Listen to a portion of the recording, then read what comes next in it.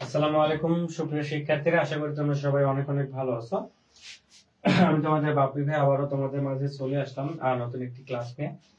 আমাদের মানবিক যে পূর্ণাঙ্গ কোর্স অর্থাৎ প্রশ্ন সমাধান ফ্রি কোর্সের ইংরেজি লেকচার আমরা ইতিমধ্যেই বেশ কয়েকটা ইংরেজি লেকচার নিয়েছি। তো আজকে আমাদের ইংরেজি লেকচারের মধ্যে টপিক হচ্ছে পার্টস অফ স্পিচ। আমরা পার্টস অফ স্পিচের বেসিক ধারণা তোমাদের দেওয়ার চেষ্টা করব।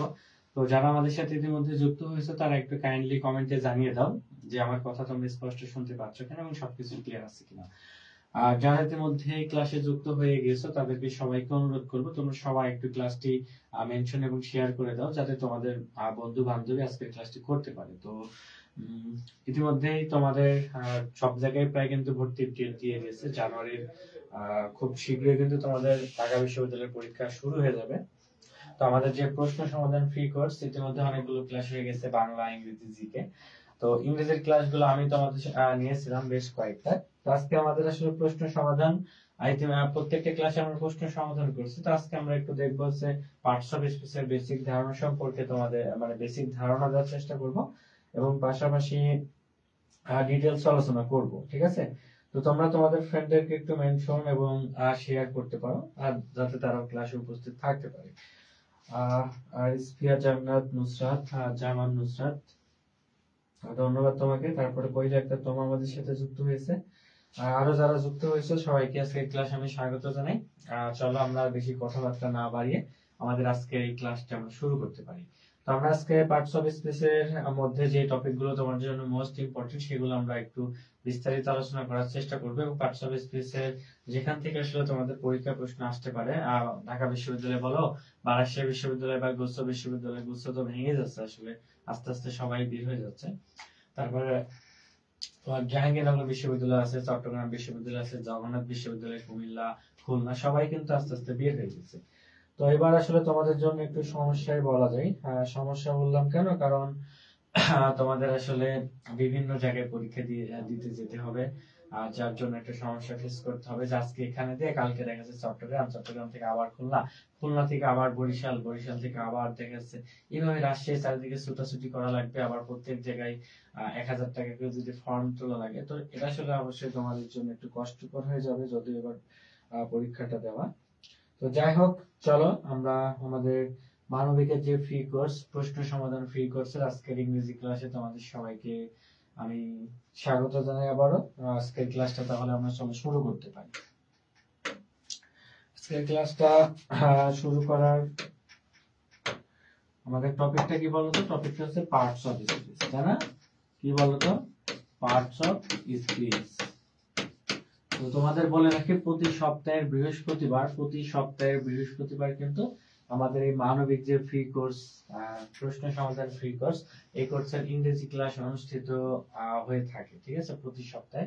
আমি যদিও মাঝে একটু অসুস্থ ছিলাম যার কারণে কন্টিনিউ করি নাই, তাছাড়া মোটামুটি প্রতি বৃহস্পতিবার আসলে আমাদের ইংরেজি ক্লাসটা থাকে এবং সপ্তাহের অন্যান্য দিনও কিন্তু তোমাদের একদিন বাংলা ক্লাস থাকে মেবি, আর রবি বা মঙ্গলবার, যাই হোক। আর জিকে ক্লাস, বাংলা জিকে এবং কি বলে বৃহস্পতিবার, এই 3 দিনই কিন্তু তোমার প্রশ্ন সমাধান ফ্রি কোর্সে ক্লাস পাবা সন্ধ্যা 7টার দিকে। ঠিক আছে, তো বৃহস্পতিবার ইংরেজি, আর বাকি 2 দিনের মধ্যে রবিবার আর মঙ্গলবার, যাই হোক রবিবার এবং মঙ্গলবারে তোমরা কিন্তু বাকি 2টা সাবজেক্টের ক্লাস পেয়ে যাবে। ঠিক আছে, হ্যাঁ, যারা যুক্ত হয়েছে সবাইকে অসংখ্য ধন্যবাদ। আমরা পার্টস অফ স্পিচের মধ্যে আমরা যদি শুরুতেই বলি তাহলে আমি একটু লিখি পার্টস অফ স্পিচ, তাই না?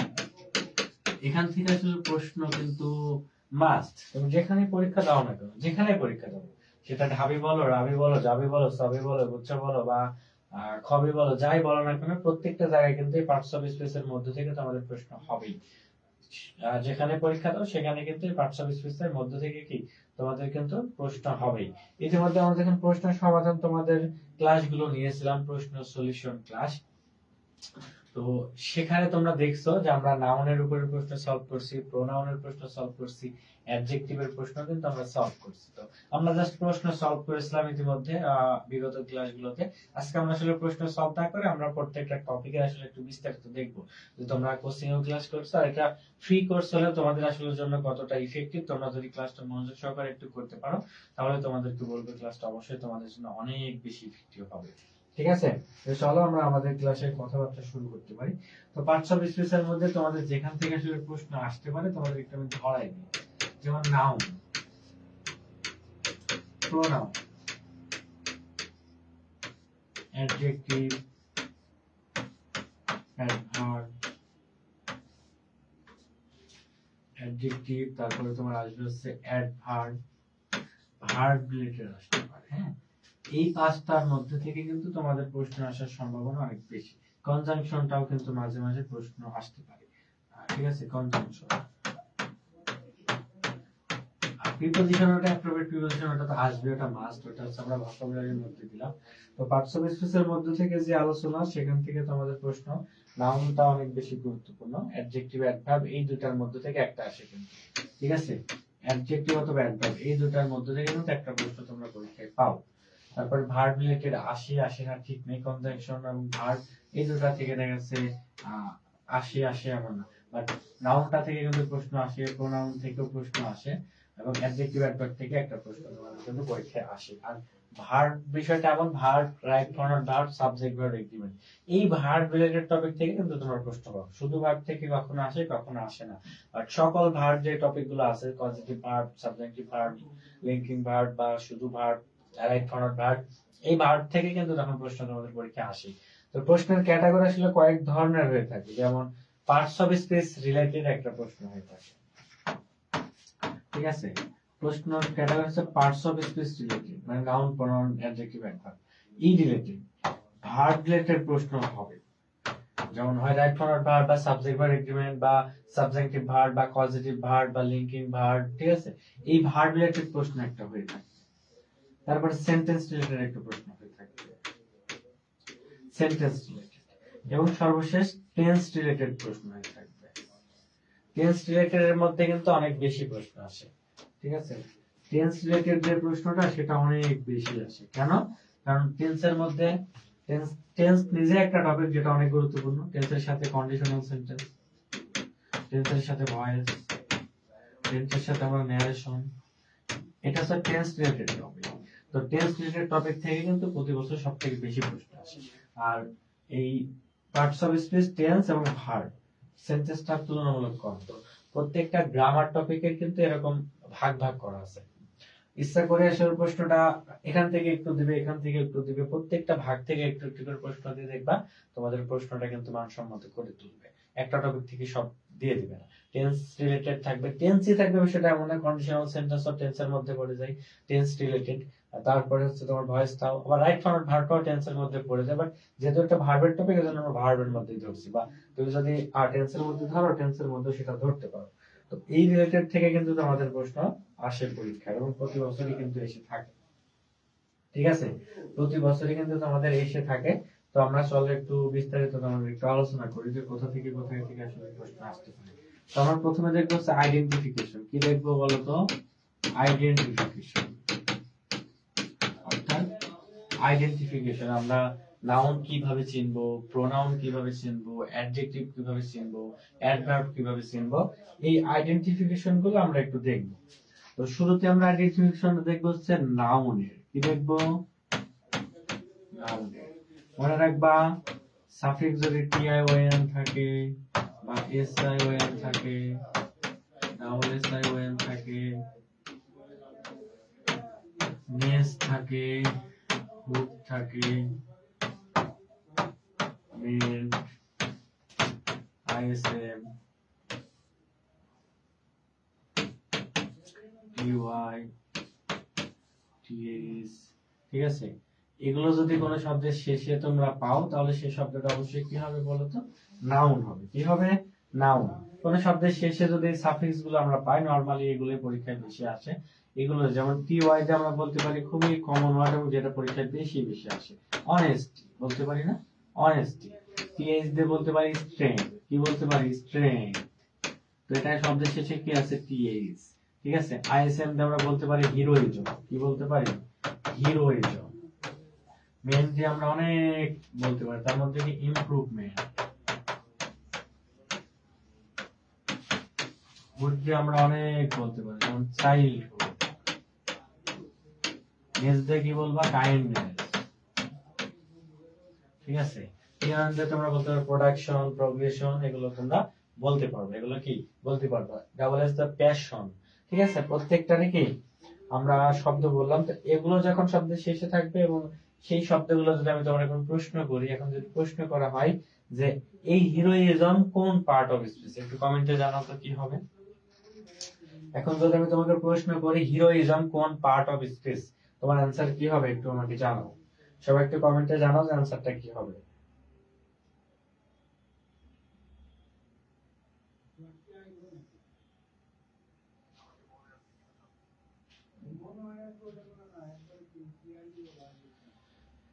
এক মিনিট একটু ওয়েট করো, আমি একটু পানি খেয়ে আসি। যাই হোক, তোমরা একটু কমেন্টে জানাতে পারো যে এগুলো কোন পার্ট অফ স্পিচ হবে।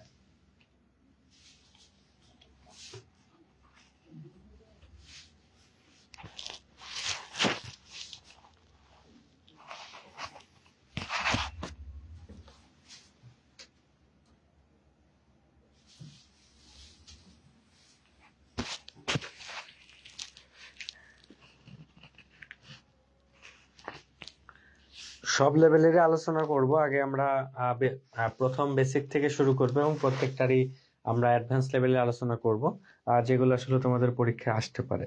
তো এগুলো হচ্ছে এমন সাফিক্স যেগুলো কোনো শব্দের শেষে থাকলে সেটা অবশ্যই কি হবে, কোন পার্টস অফ স্পিচ হবে, সেটা নাউন হবে। তো আমরা নাউনের একটু বিস্তারিত দেখব। নাউনের বিস্তারিত যদি দেখি, নাউন থেকে আসলে যেখান থেকে তোমাদের পরীক্ষায় প্রশ্ন আসে, তো সেখানে তো আমার 3টা পয়েন্ট বলি। 5 প্রকার নাউন, এটা তোমাদের পড়তে হবে। কাউন্টেবল, আনকাউন্টেবলের যে 2 প্রকার আছে এবং ডিটারমিনার, এই 3টা জায়গা থেকে কিন্তু তোমাদের প্রতি বছর পরীক্ষাটা হয়ে থাকবে। তার মানে তোমার নাউনের যে প্রকারভেদ রয়েছে 5 প্রকার, সেই প্রকারভেদ তোমার একটু জানতে হবে বিস্তারিত, এবং কাউন্টেবল আনকাউন্টেবলের বিষয়টা জানতে হবে, এবং সর্বশেষ হচ্ছে আমাদের কি আর ডিটারমিনার। এবং আরো একটা পরীক্ষায় খুবই রেয়ার, যদিও পরীক্ষায় কম আসে, পজিশন অফ নাউন। তো প্রত্যেক 4টা পার্ট আছে, 4টা পার্টই তোমাকে কি বিস্তারিত ধারণা থাকতে হবে, বিস্তারিত তোমার ধারণা থাকা লাগবে। যেমন আমি যদি প্রথমে 5 প্রকার নাউনের আলোচনা করি, আমি একটু সংক্ষেপে তোমাদের বলে দেই। প্রপার নাউন, কমন নাউন, একটু সংক্ষেপে তোমাদের এটা আলোচনা করে দিই যাতে তোমাদের নাউনটার সম্পর্কে একদম বিস্তারিত ধারণা পেয়ে যাও। ম্যাটেরিয়াল নাউন এবং কি অ্যাবস্ট্রাক্ট নাউন, এটা হচ্ছে অ্যাবস্ট্রাক্ট নাউন। প্রপার নাউনের বিষয়টা হচ্ছে সেইটা, প্রপার নাউনের বিষয়টা সেটা যেটা একটা নির্দিষ্ট নামকে বোঝাবে। প্রপার নাউন কোনটা? প্রপার নাউনটা হচ্ছে একটা নির্দিষ্ট নামকে বোঝাবে। নির্দিষ্ট নাম বলতে কি বোঝায় বলতো? নির্দিষ্ট নাম বলতে সেটা যেটা, যেই নামটা শুনে আমার একজনকেই মনে পড়বে। আমি বললাম রহিম, রহিম বলার ফলে কিন্তু আমরা সকল বালককে বুঝছি না। রহিম যখন বলতেছে তার মানে অবভিয়াসলি জাস্ট একটা বালককে বোঝাচ্ছে, তার নাম হচ্ছে কি বলতো? তার নাম হচ্ছে রহিম, একটা ছেলের নাম। এখন আমি একটা নির্দিষ্ট দেশের নাম হিসেবে বলতে পারি বাংলাদেশ, এই বাংলাদেশ দ্বারা কিন্তু একটা দেশকে বোঝাচ্ছে। আমি এখন নির্দিষ্ট শহর হিসেবে বলতে পারি ঢাকা, এটা কিন্তু একটা নির্দিষ্ট শহরকে বোঝাচ্ছে, সকল শহরকে না, একটা শহরকে। এখন আমি বললাম হচ্ছে পদ্মা, পদ্মা মানে কিন্তু সকল নদীকে বোঝাচ্ছে না, একটা নির্দিষ্ট নদীকে বোঝাচ্ছে। ঠিক একইভাবে আমি বলতে পারি রোজ মানে কি গোলাপ, তো গোলাপ ফুল দ্বারা কিন্তু সকল ফুলকে বোঝাচ্ছে না, একটা নির্দিষ্ট ফুলকে বোঝাচ্ছে। তার মানে প্রপার নাউনের বিষয়টা কি, প্রপার নাউন হচ্ছে নির্দিষ্ট করে একটা জিনিসকে বোঝাবে, নির্দিষ্ট করে একটা জিনিসকে কি বোঝাবে, ঠিক আছে, নির্দিষ্ট করে একটা জিনিসকে বোঝাবে। এখন কমন নাউনের বিষয়টা কি, কমন নাউন হচ্ছে বিষয়টা সেইটা যে এক জাতীয় সকলকে বোঝাবে, একটা না। যেমন আমি রহিমকে বললাম, তার মানে একটা ছেলেকে বোঝাইছে। এখন আমি এক জাতীয় সকল মানে কে বললাম, বয়। তো আমি যখন বয় বললাম, বয় দ্বারা কি শুধু রহিমকে বোঝাই না, আমাকে বোঝাই, আমাকে বোঝাই, বাট শুধু আমাকে না, পৃথিবীতে যত বালক আছে সকল বালককেই কিন্তু বয় বলা যায়, ঠিক আছে, তার মানে সবাইকে পড়ে যাবে। একইভাবে বাংলাদেশ বলছিলাম, একটা নির্দিষ্ট দেশের নাম, বাট আমি যখন কান্ট্রি বলবো, যখন কান্ট্রি বলবো, কান্ট্রির মধ্যে কিন্তু আর নির্দিষ্ট একটা দেশকে বোঝাবে না, কান্ট্রির মধ্যে কি নির্দিষ্ট কিন্তু একটা দেশকে বোঝাবে না, তখন সকল দেশের একটা কমন নাম হিসেবে কান্ট্রি ব্যবহার করব। যখন ঢাকা বলছিলাম, একটা নির্দিষ্ট শহরের নাম বলছিলাম। এখন আমি যদি বলি সিটি, মানে কি সিটি দ্বারা কিন্তু নির্দিষ্ট শহরকে, শুধু ঢাকাকেই বোঝাচ্ছে না, পৃথিবীতে যত শহর রয়েছে, সেটা নিউ ইয়র্ক সিটি হোক বা ওয়াশিংটন ডিসি হোক বা ঢাকা হোক বা কুমিল্লা হোক, প্রত্যেকটা সিটির কি একটা কমন নাম হিসেবে কি সিটি ব্যবহার হয়। যখন পদ্মা বললাম, পদ্মা একটা নির্দিষ্ট নদীর নাম, বাট আমি যদি বলতাম হচ্ছে কি রিভার, কি বলতাম, রিভার। রিভার মানে কি নির্দিষ্ট একটা নদীর নাম না, পৃথিবীতে যত নদী রয়েছে সকল নদীর একটা কমন নাম কি রিভার। আর রোজ একটা নির্দিষ্ট ফুলের নাম ছিল, বাট আমি যদি বলি ফ্লাওয়ার, ফ্লাওয়ার কিন্তু আর একটা ফুলের নাম না, যত ফুল আছে সকল ফুলের একটা কমন নামকে আমরা বলি ফ্লাওয়ার। তার মানে সে ফ্লাওয়ার যখন বলছি, এর মধ্যে রোজও পড়বে, ওয়াটার লিলিও পড়বে, অর্থাৎ যত ফুল আছে সকল ফুলই পড়ে যাবে। তো প্রপার এবং কমন এর বিষয়টা হচ্ছে, প্রপার একজনকে বোঝাবে, একটা নির্দিষ্ট জিনিসকে বোঝাবে, আর কমন হচ্ছে এক জাতীয় সকলকে। যেমন ফ্লাওয়ার মানে কি ফুল, আর ফুল জাতীয় যত ফুল আছে সকল ফুলের একটা কমন নাম ফ্লাওয়ার। যত নদী আছে, ওই নদী জাতীয় যা আছে সবার একটা কমন নাম রিভার। যত সিটি আছে, শহর আছে, সকল শহরের একটা কমন নাম সিটি। যত বালক আছে, সকল বালকের একটা কমন নাম হচ্ছে বয়। যত দেশ আছে, সকল দেশের একটা কমন নাম হচ্ছে কি কান্ট্রি। এই হচ্ছে তোমাদের কমন নাউনের কনসেপ্ট, ঠিক আছে, এই হচ্ছে কি কমন নাউনের কনসেপ্ট। এখন হচ্ছে কালেকটিভ নাউন। কালেকটিভ নাউন হচ্ছে একজনকে না, আবার আবার সবাইকে না, কয়েকজনকে বাছাইকৃত করে আমরা একটা দল গঠন করতে পারি। একটা ক্লাসে, একটা কলেজে মনে করো যে 100 জন আছে, আমি এখান থেকে একটা ক্রিকেট টিম গঠন করব। তোমরা জানো ক্রিকেট টিমে কিন্তু সবাই থাকবে না, অবভিয়াসলি কি 11 জন খেলা করবে, এক্সট্রা 2-3 জন মিলে 15 জন মিলে একটা টিম গঠন করলাম। তাহলে একটা টিমে কি সবাই থাকে? সবাই থাকে না। একটা টিমে আমরা কি করি, কয়েকজনের সমষ্টি নিয়ে, কয়েকজনের সমষ্টি, আর সমষ্টি মানে হচ্ছে কালেকটিভ নাউন। তো আমরা কয়েকজনের সমষ্টি নিয়ে একটা টিম গঠন করতে পারি। একটা কলেজের কমিটি থাকে, তো এখানেও সবাই থাকে না, কিন্তু কমিটিতে কিন্তু সবাই থাকে না। সবাই থাকে, গ্রামে সবাই থাকে, থাকে না। আমরা গণ্যমান্য কয়েকজন ব্যক্তি দেখাচ্ছে সমষ্টি করে আমরা একটা কমিটি গঠন করতে পারি। এই যে এখন তোমরা ক্লাস করছো, অনলাইনে তো অনেক স্টুডেন্ট আছে, সবাই কিন্তু এখানে নাই। আমরা কয়েকজন 20-25 জন 30 জনের সমষ্টি নিয়ে একটা ক্লাস গঠন করছি। কি করছি? ক্লাস গঠন করছি। অনেক মানুষের সমষ্টি নিয়ে আমরা একটা বাহিনী গঠন করতে পারি। সেটা হতে পারে আর্মি বাহিনী, সেটা হতে পারে নেভি, ঠিক আছে, সমস্যা নেই। এই বাহিনী আমরা কি গঠন করতে পারি। আবার আমরা জুরি, অর্থাৎ বিচারক যারা, অর্থাৎ বিচারপতি যারা আছে, তাদের একটা টিম থাকে, কয়েকজন মিলে তারা টিম থাকে, তারা আলাপ আলোচনা করে সিদ্ধান্ত নেয়। তো তাদের ওই কয়েকজন মিলে যে গঠন করে সেটাকে আমরা জুরি বোর্ড বলি। জুরি বোর্ড মানে বিচারক বৃন্দের যে বোর্ড থাকে সেটাকে আমরা জুরি বোর্ড বলতে পারি, ঠিক আছে, সেটাকে কি বলি? জুরি বোর্ড। তো কালেকটিভ নাউন হচ্ছে বিষয়টা এই। এখন ম্যাটেরিয়াল নাউনটা হচ্ছে কি, যেটা আমরা পরিমাপ করি বা পরিমাণ। পরিমাপ বা পরিমাণটা কি, যেটা আমরা ওজনে পরিমাপ করি, লিটারে পরিমাপ করি, বা দেখা যাচ্ছে স্বর্ণ ভরি, যেমন বলি না 1 ভরি স্বর্ণ, তো 1 ভরি কিভাবে বলি? আমরা তো পরিমাপ করি বিধাই বলি যে 1 ভরি। পরিমাপ না করলে কি বলতে পারতাম? বলতে পারতাম না।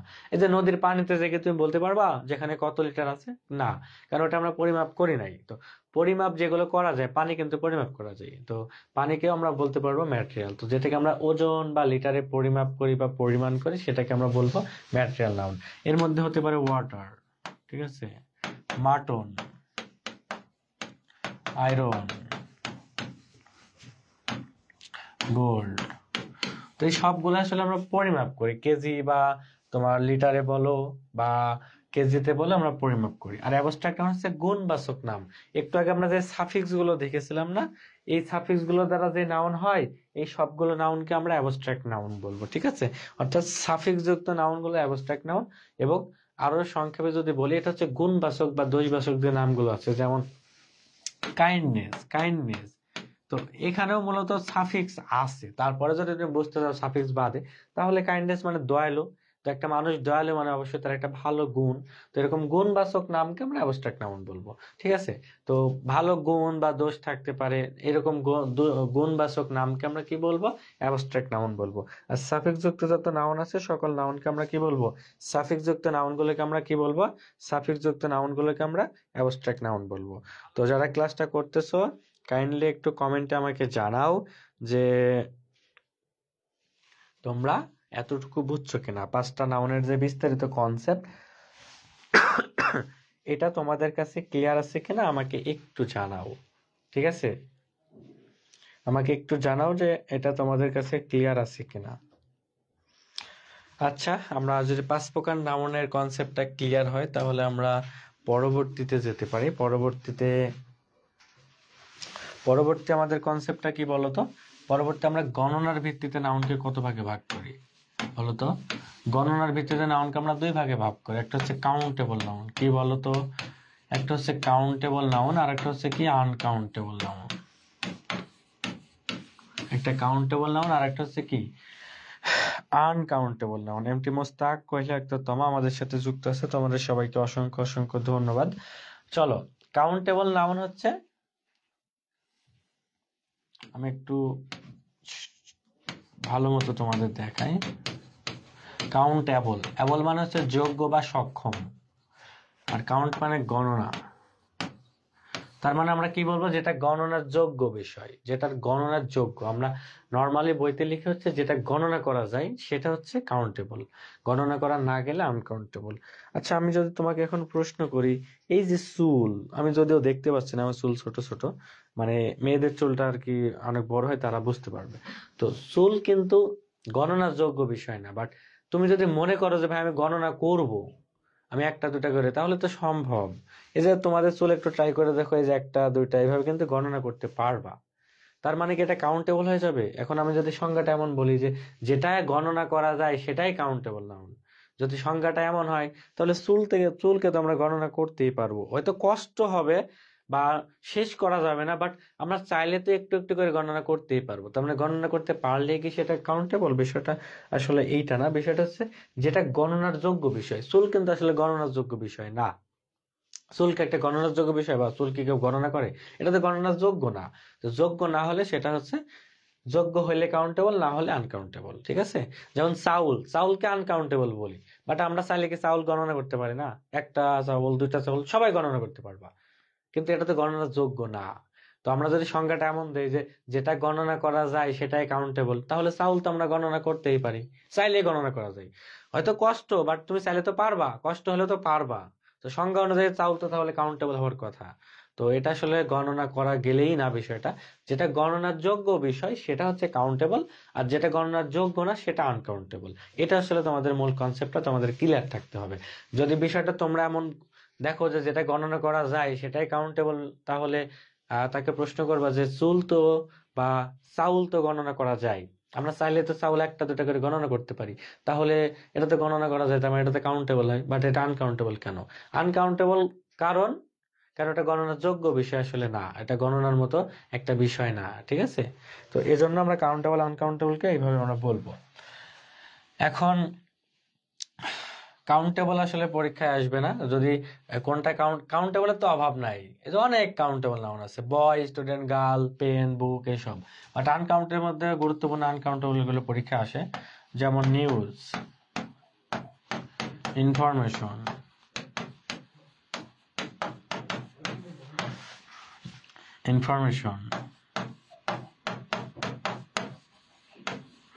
ইকুইপমেন্ট,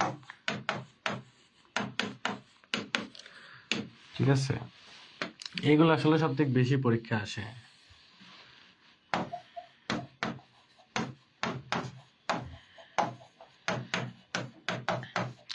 এগুলো আসলে পরীক্ষা বেশি আসে। ঠিক আছে, এগুলো কি পরীক্ষায় বেশি আসে। এখন তুমি বলতে পারো যে ভাই মানি, আচ্ছা মানি অর্থ কি? যারা ক্লাস করছে বলো তো মানি অর্থ কি, মানে মানের বাংলা অর্থ কি তোমরা বলো। অনেকে বলতে পারো যে মানি আমরা কিভাবে গণনা করব, তাই না? মানি আমরা কি মানি আনকাউন্টেবল কেন হয়?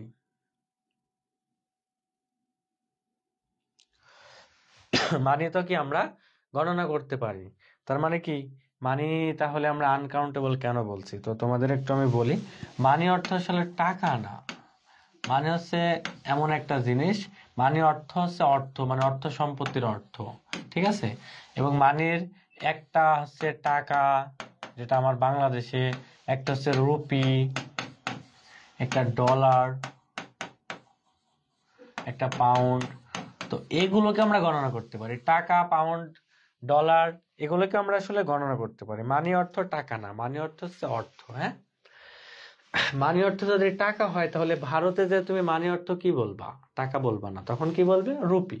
তুমি আমেরিকাতে যাও, মানি অর্থ টাকা বলবে না, কি বলবে? ডলার। তো মানি, মানিকে আসলে আমরা সংজ্ঞায়িত টাকা দিয়ে যদি করি, কেননা আমার বাংলাদেশে এটাই প্রচলিত, যার কারণে আমরা টাকা দিয়ে বলি, কারণ আমাদের তো রুপি পাউন্ডের কোনো ব্যবহার নেই। বাট যেহেতু কাউন্টেবল আনকাউন্টেবল বিষয়টা তোমার আসছে, তখন এটা তোমার জানতে হবে যে আমরা মানি, মানি হচ্ছে বাবা, যার একটা ছেলের নাম টাকা, একটা ছেলের নাম রুপি, একটা ছেলের নাম পাউন্ড, একটা ছেলের নাম ডলার। এই ছেলেগুলোকে আমরা গুনতে পারি, ছেলেগুলোকে আমরা গণনা করতে পারি। তো ছেলেগুলো হচ্ছে কাউন্টেবল, বাট মানি হচ্ছে মূল অর্থ, অর্থ সম্পত্তির অর্থ। তো ওই অর্থকে আমরা গণনা করতে পারি না, ঠিক আছে? তো ওইটা হচ্ছে আনকাউন্টেবল নাম্বার। বাট ওর ছেলে পেলে যারা আছে, যেমন মানি, সরি, টাকা, ডলার, পাউন্ড, রুপি, এগুলোকে আমরা গণনা করতে পারবো, এগুলো কাউন্টেবল। বাট মানি হচ্ছে আনকাউন্টেবল নাম্বার। ক্লিয়ার? মানি হচ্ছে আনকাউন্টেবল নাম্বার। ক্লিয়ার কিনা একটু বলো। এবার আমরা দেখব হচ্ছে একটু বৈশিষ্ট্য, যে কোনটা হচ্ছে কাউন্টেবল নাউনের একটু বৈশিষ্ট্য আছে, আর একটা আনকাউন্টেবল নাউনের বৈশিষ্ট্য। ঠিক আছে, কাউন্টেবল নাউনেরও বৈশিষ্ট্য এবং কি আনকাউন্টেবল নাউনের বৈশিষ্ট্য। যেমন কাউন্টেবল নাউনের সাথে তুমি চাইলেই এস অথবা ইএস যুক্ত করতে পারবা, যুক্ত করা সম্ভব। বাট আনকাউন্টেবলে এস বাই এস যুক্ত করা যাবে না। আমি সংক্ষেপে লিখলাম, কাউন্টেবল নাউনের সাথে তুমি আর্টিকেল এ এন বসাতে পারবা, ঠিক আছে, বসাতে পারবা। বাট আনকাউন্টেবলে পারবা না। কি আনকাউন্টেবলে পারবা না। মুস্তাক, তুমি কি মানের বিষয়টা ধরতে পারছো কিনা একটু কমেন্টে জানাতে পারো। তো 3 নাম্বার বৈশিষ্ট্য হচ্ছে নাম্বার বসতে পারে। কি বসে? নাম্বার বসতে পারে। বাট আনকাউন্টেবল পূর্বে কি নাম্বার বসতে পারে না। নাম্বার মানে 1 2 3 4 এগুলো। তো এগুলোর একটা কনসেপ্ট তাহলে তোমাকে আমি একটু দেখাই। যেমন বয়, বয় হচ্ছে কাউন্টেবল, আমরা বয় তো গুনতে পারি ভালো, তাহলে কাউন্টেবলের সাথে আমরা এস অথবা এস যুক্ত করতে পারি, তাহলে বয়েস করলে সেটা সঠিক, বয়েস করা যাবে। আবার এন আগে এন বসানো যাবে, তার মানে আমরা এ বয়ও লিখতে পারবো, এটাও সঠিক। আবার নাম্বারও বসানো যাবে, তাহলে আমরা 2 1 2 3 4 এটাও বসাতে পারবো, তাও হবে, তাও বসালেও সঠিক, ঠিক আছে? অন্যদিকে আনকাউন্টেবলে কোনোটাই হয় না। আনকাউন্টেবল একটা নাউন আমরা দেই, আনকাউন্টেবল নাউন হিসেবে মনে করে আমরা নিলাম হচ্ছে ইনফরমেশন। ইনফরমেশনের সাথে যদি এস যুক্ত করি তাহলে সেটা ভুল হবে। ইনফরমেশনের সাথে এস যুক্ত থাকা মানে সেটা ভুল, কারণ এটার সাথে এস বাই এস যুক্ত হবে না। আবার যদি আমরা এমন লিখি যে এই ইনফরমেশন, তাহলে সেটা ভুল হবে। কেন ভুল হবে বলো তো? কারণ আনকাউন্টেবলের পূর্বে এটি আর্টিকেল হিসেবে এ এনও কিন্তু বসে না, সেক্ষেত্রে এটাও ভুল।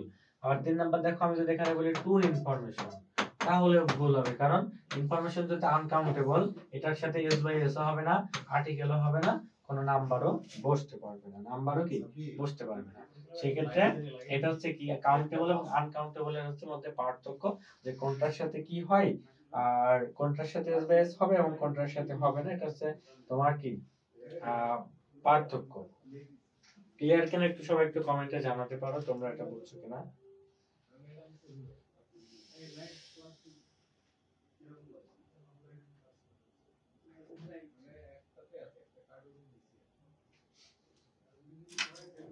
বলো সবাই একটু কমেন্টে জানাও যে এটা এটা তোমাদের কাছে ক্লিয়ার কিনা।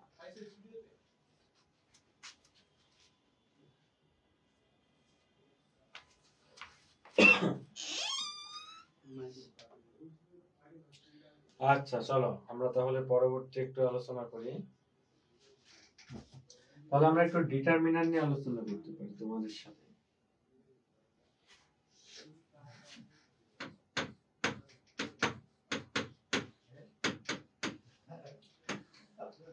তো কাউন্টেবল এবং আনকাউন্টেবলের এবং আনকাউন্টেবলের পূর্বে আসলে কিছু ডিটারমিনার বসে, সেগুলো আসলে আমরা তোমাদের একটু দেখাবো। আমরা স্লো পড়াবো। আমরা এখান থেকে আমাদের একদিনে শেষ করার কোনো প্ল্যান নেই। আমরা একদিনে যতটুকু টপিক নিয়ে আসবো সেটা আমরা 1 ঘন্টার মধ্যে তোমাদের শেষ করে আর কি শেষ করব। আমাদের প্ল্যান আছে অবশ্যই কিভাবে পড়ালে শেষ করা যাবে, এবং ক্লাস টাইম 1 ঘন্টা, 1 ঘন্টার মধ্যে শেষ হয়ে যাবে যত স্লোই পড়ায় না কেন, এবং সবকিছু ক্লিয়ার হয়ে যাবে। আমাদের একটা সম্পূর্ণ ফ্রি কোর্স, এবং এই ফ্রি কোর্সের মধ্যে তোমাদের এতটুকু বলে রাখি যে এখানে যারা ক্লাস করবে এতটুকু আমি বলতে পারি, যেহেতু ইংরেজি সবার কাছে একটা ভীতিকর সাবজেক্ট, সো এই জায়গাটাই আমরা বেসিকটা তাদেরকে যতটুকু পসিবল ধীরে ধীরে পড়িয়ে ততটুকু আমরা তাদের শেষ করাই দিব। সেক্ষেত্রে শেষ পর্যন্ত যারা একটু মনোযোগ সহকারে ক্লাস করতে পারবে, আমার মনে হয় না কেউ যদি কোচিং না করেও থাকে তাও অন্তত সে যতটুকু পারবে, যতটুকু শিখবে ততটুকু তার জন্য এনাফ ভর্তি পরীক্ষার জন্য। তো ডিটারমিনারের বিষয়টা হচ্ছে আমরা কাউন্টেবলের পূর্বে কিছু ডিটারমিনার বসে এবং আনকাউন্টেবলের পূর্বে কিছু ডিটারমিনার বসে। যেমন আমি একটু দেখাই যে কাউন্টেবলের পূর্বে ডিটারমিনার বসে হচ্ছে, আমরা আজকে তোমাদের noun chapter A to Z পড়াচ্ছি, পরবর্তী দিন প্রোনাউন, অ্যাডজেক্টিভ, অ্যাডভার্ব তিনটা একসাথে পড়াবো। তারপরে ভার্ব রিলেটেড ভার্ব, তোমার তারপরে হচ্ছে right form verb, subject verb agreement, এগুলো পড়াই দেব। এভাবে ধীরে ধীরে সবকিছু তোমাদের সাথে আসবে। কাউন্টেবল নাউনের পূর্বে যে ডিটারমিনার গুলো বসে সেগুলো হচ্ছে তোমার few, a few, many, number of, এগুলো জানলে তোমার জন্য হয়ে যাবে। তারপর হচ্ছে আনকাউন্টেবল, বসে হচ্ছে little, a little, mass, amount of. আরেকটা জিনিস তোমার মনে রাখতে হবে, বোথ। বোথে বসবে হচ্ছে তোমার এ লট অফ,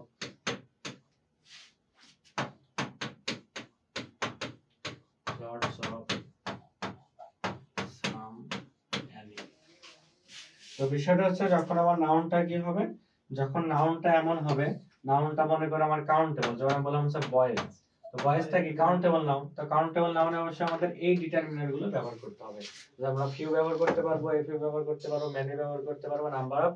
এই যে কাউন্টেবল নাউনে যে ডিটারমিনার গুলো আছে সেই ডিটারমিনার গুলোর প্রত্যেকটার একটা আমরা কি ব্যবহার করতে পারবো। এখানে ম্যানি বসালে সঠিক হবে, ঠিক আছে, এটা সঠিক হবে।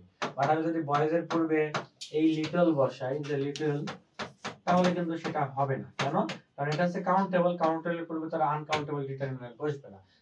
যেটা যেই নাউন আমাকে সেই ডিটারমিনারই বসাতে হবে। তো আমি মনে করো এখানে নিলাম হচ্ছে মান, তো মানে তো একটু আগে বললাম আনকাউন্টেবল, তাহলে মানের পূর্বে আমরা এইগুলো ব্যবহার করতে পারবো। তাহলে মানের পূর্বে আমরা এখানে মাস বসালে হবে, ঠিক আছে। বাট যদি ম্যানি বসাই তাহলে হবে না। কেন হবে না? কারণ ম্যানি হচ্ছে কাউন্টেবলে বসে আর এটা তো আনকাউন্টেবল। তো এটা হচ্ছে একটা কনসেপ্ট। আর বোথ, তার আলাদা করে বলার কিছু নাই, বোথ হচ্ছে কাউন্টেবলের পূর্বে বসে। যেমন আমরা বলতে পারি হচ্ছে সাম, বয়ও বলতে পারো, আবার সাম ওয়াটারও বলতে পারো। অর্থাৎ কাউন্টেবলের পূর্বে বসে, আবার কি আনকাউন্টেবলের পূর্বেও সাম বসে। কাউন্টেবলের পূর্বে তুমি সাম বসাতে পারবা, আনকাউন্টেবলের পূর্বেও সাম বসাতে পারবো। অর্থাৎ এগুলোকে কি বলবো, এগুলো হচ্ছে কাউন্টেবল, কাউন্টেবল এবং আনকাউন্টেবলের উভয়ের পূর্বে কি তোমাদের এগুলো বসতে পারবে। ডিটারমিনার যদি যাই তাহলে আমাদের তোমার পজিশন অফ নাউন, অর্থাৎ নাউনের যে পজিশন রয়েছে, নাউনের যে পজিশনটা রয়েছে, পজিশন সম্পর্কে আমরা একটু যদি বিস্তারিত আলোচনা করি তাহলে একটু দেখো নাউন আসলে কোথায় কোথায় বসে। তো যেগুলো আসলে মূলত তোমাদের পরীক্ষায় এসে থাকে সেগুলো আমি একটু দেখাই। যে কোনো প্রিপজিশন যদি থাকে, এটা প্রিপজিশন অথবা আর্টিকেল অথবা পজেসিভ অ্যাডজেক্টিভ,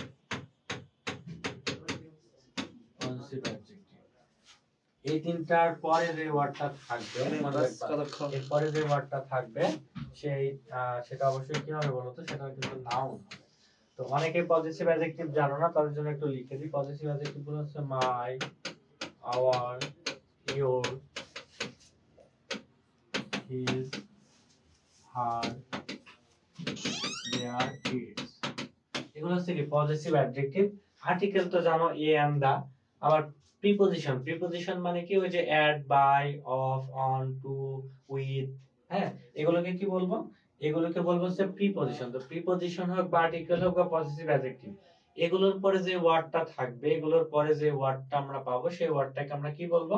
এগুলোর পরে যে ওয়ার্ডটা আমরা পাবো সেই ওয়ার্ডটাকে আমরা বলবো হচ্ছে নাউন। যেমন আমি কয়েকটা গুরুত্বপূর্ণ एग्जांपल দেই।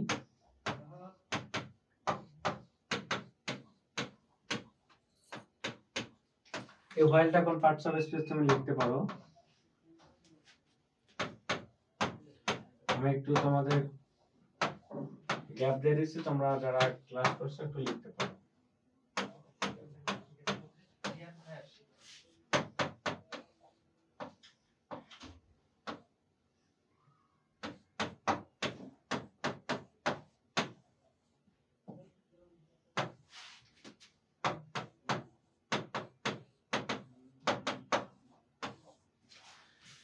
দেখো প্রথম কথা হচ্ছে, প্রথম বাক্যটা যদি এখন দেখো এ একটা কি হচ্ছে একটা আর্টিকেল। আর আর্টিকেলের পরে তুমি যেই শব্দটাই বসবে না কেন সেটাকে আমরা বলবো হচ্ছে কি নাউন। কি বলবো? নাউন। From, normally above. এমনিতে যদি বলতাম যে অ্যাবভ কি, তুমি বলতে অ্যানসার দিতে অ্যাবভ হচ্ছে একটা প্রিপজিশন। কি প্রিপজিশন? এমনি নরমালি অ্যাবভটা কি বলতো? এমনি নরমালি অ্যাবভটা প্রিপজিশন, বাট আমি যদি বলি এই বাক্যে অ্যাবভটা কি, তখন এটা নাউন। কেন? কারণ ফ্রম একটা প্রিপজিশন।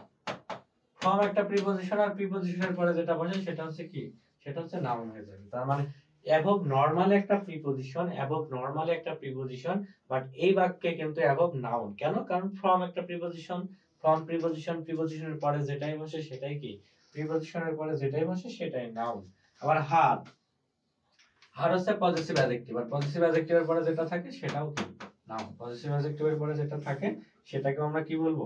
সেটাকে আমরা নাউন বলবো। ঠিক আছে? আমরা আরো একটা জিনিস দেখো, দা ডট ডট অফ, এর মাঝে যেটা থাকবে, এর মাঝে নাউন থাকবে। ঠিক আছে? এর মাঝে সবসময় কি হবে? নাউন। যেমন আমি বলতে পারি হচ্ছে the furniture of this office will be sold. তাহলে এখানে যদি প্রশ্ন করা হয় যে ফার্নিচার এটা কোন পার্টস অফ স্পিচ, ফার্নিচারটা কি কোন পার্টস অফ স্পিচ, এটা কি নাউন নাকি প্রোনাউন নাকি অ্যাডজেক্টিভ নাকি অ্যাডভার্ব, তখন প্রশ্নের অ্যানসার কি হবে? এই যে দা, এটা কি দা, এবং এটা কি অফ। দা এবং অফ এর মাঝে যেটা বসবে, এর মাঝে যেটা বসবে সেটা কোন পার্টস অফ স্পিচ হবে? দা এবং অফ এর মাঝে যেটা বসবে সেটা হচ্ছে নাউন। কি? নাউন। এখন আমি যদি তোমাদের প্রশ্ন করি এই নাউনটা আসলে কোন নাউন, এটা কি প্রপার নাউন নাকি কমন নাউন নাকি কালেকটিভ ম্যাটেরিয়াল নাকি অ্যাবস্ট্রাক্ট, তখন মনে রাখবা দা এবং অফ এর মাঝে যে নাউনটা বসে সেই নাউনটাকে আমরা বলবো হচ্ছে কি? Common noun. কি নাউন বলবো? মানে যে নাউনে হোক না কেন। এই ফার্নিচারটা মনে করো ম্যাটেরিয়াল নাউন, বাট এই বাক্যের ক্ষেত্রে যদি প্রশ্ন করা হয়, এই বাক্যের ক্ষেত্রে যদি তোমাকে প্রশ্ন করা হয় যে এই ফার্নিচারটা কোন নাউন, তার মানে সেটা অ্যানসার হবে কমন নাউন। কি হবে? তখন সেটার অ্যানসার কিন্তু কমন নাউন হবে। তখন কিন্তু আর সেটা ম্যাটেরিয়াল নাউন বললে হবে না। কেন? কারণ দা এবং অফ এর মাঝে যে নাউনটা থাকবে, এর মাঝে যে নাউনটা থাকবে সেটা অবশ্যই আমাদের কি বলতে হবে?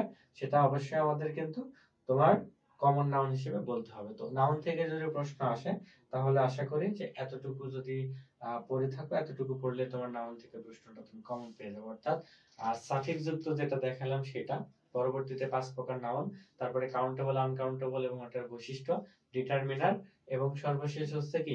পজিশন অফ নাউন, কোথায় কোথায় আসলে বাক্যে নাউনটা বসে এবং কোন জায়গা থেকে আসলে প্রশ্নটা আসতে পারে, প্রত্যেকটা জিনিস কিন্তু দেখাইছি। সাউন্ড কি নেই? সাউন্ড কি নেই? সাউন্ড শোনা যায় না?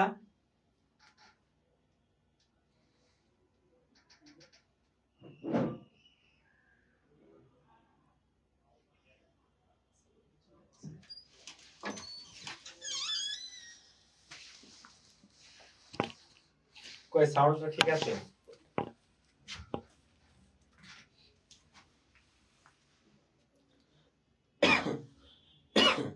ঠিক আছে সাউন্ড।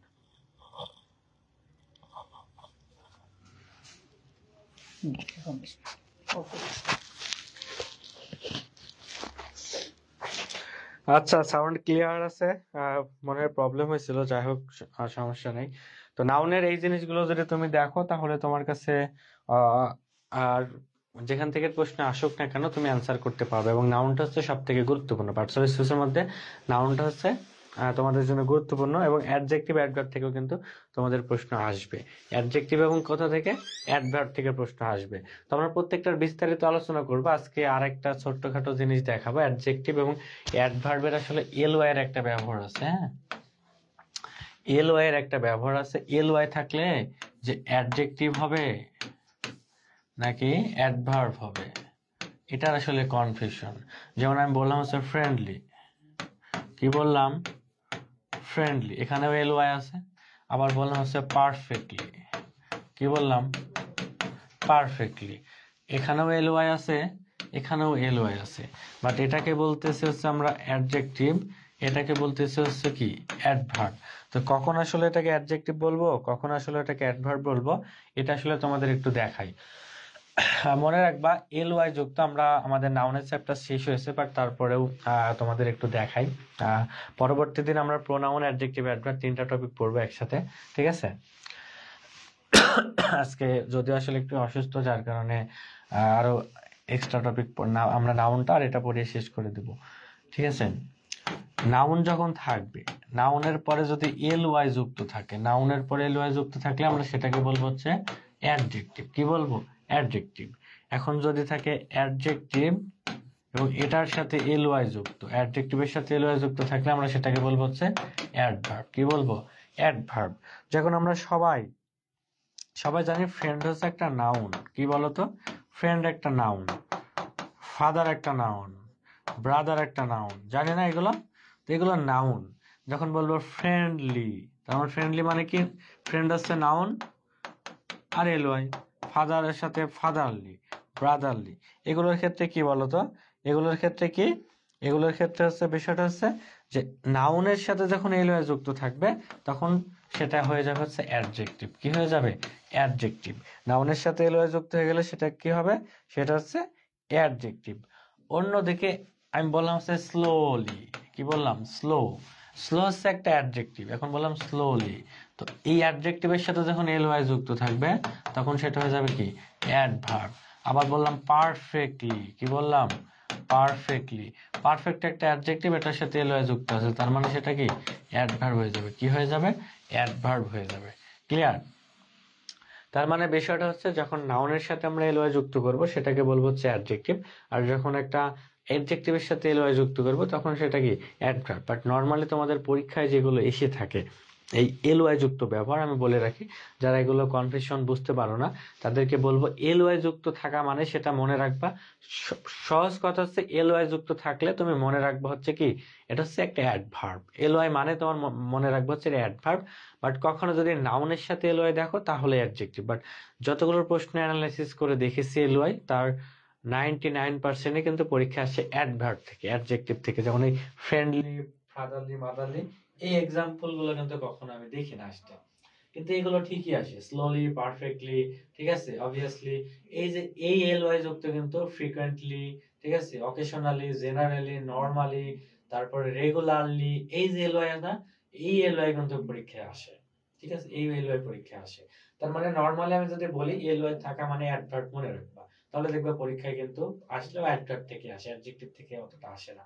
যেহেতু রুলস আছে এজন্য আমাদের এখানে তোমাদের বলতে হয়, বাট পরীক্ষা আসার ক্ষেত্রে কিন্তু এটাই তোমাদের জন্য বেশি আসবে, এবং পরীক্ষায় এটাই এসে থাকে, এটা খুবই কম, ঠিক আছে, এটা খুবই কম আসে। তারপরে মনে রাখতে হবে নাউনের সাথে থাকলে অ্যাডজেক্টিভ বলব, আর এমনিতে আছে অ্যাডভার্ব।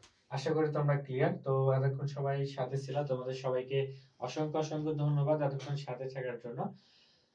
আমাদের পরবর্তীতে আবারও প্রত্যেক সপ্তাহে রবিবার, মঙ্গলবার এবং বৃহস্পতিবার তোমাদের মানবিক পূর্ণাঙ্গ ফ্রি কোর্সের প্রশ্ন সমাধান ফ্রি কোর্সের ক্লাস হয়ে থাকে, ঠিক আছে?